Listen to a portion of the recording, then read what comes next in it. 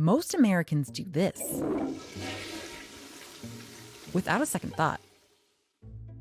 But just 20 minutes outside of New York City, in Mount Vernon, you'll find sewage backing up into people's homes. This is what the basement looks like. That bubbling there is water coming up out of the sewer. And it's not just a Mount Vernon problem. All throughout the United States, inadequate sanitation disrupts people's lives far too often. Today, more than 1 million Americans don't have access to complete indoor plumbing, which means they might not have running water, or they could be missing a sink, or flush toilet, or a shower. And it's a problem that disproportionately affects communities of color. Black and Latino households are nearly twice as likely to lack indoor plumbing as white ones. Native Americans, nearly 19 times more likely. So why is it that in one of the wealthiest countries in the world, some people can't access something as fundamental as safe and reliable sanitation? In 1950, 27% of Americans didn't have complete plumbing. By 1970, that number plummeted to just under 6%. And in 1972, the Clean Water Act was passed, making funding available for wastewater infrastructure. But racist policies often excluded people of color from this progress. For example, in 1954, the city of Zanesville, Ohio built a water line that stopped just short of a predominantly black neighborhood called Coal Run.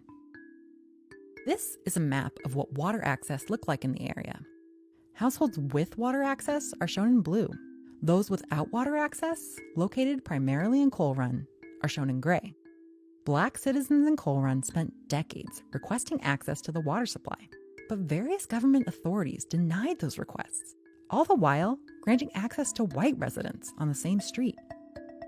Another example, throughout the 20th century, California's farm worker communities didn't receive the same level of investment as wealthier, whiter urban areas, leaving them unable to become official incorporated cities with their own local governments.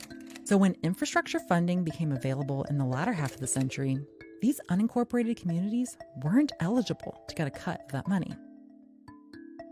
Yet another example, in the 1970s and 80s, the US passed landmark environmental laws that funded massive upgrades to water and sewage infrastructure.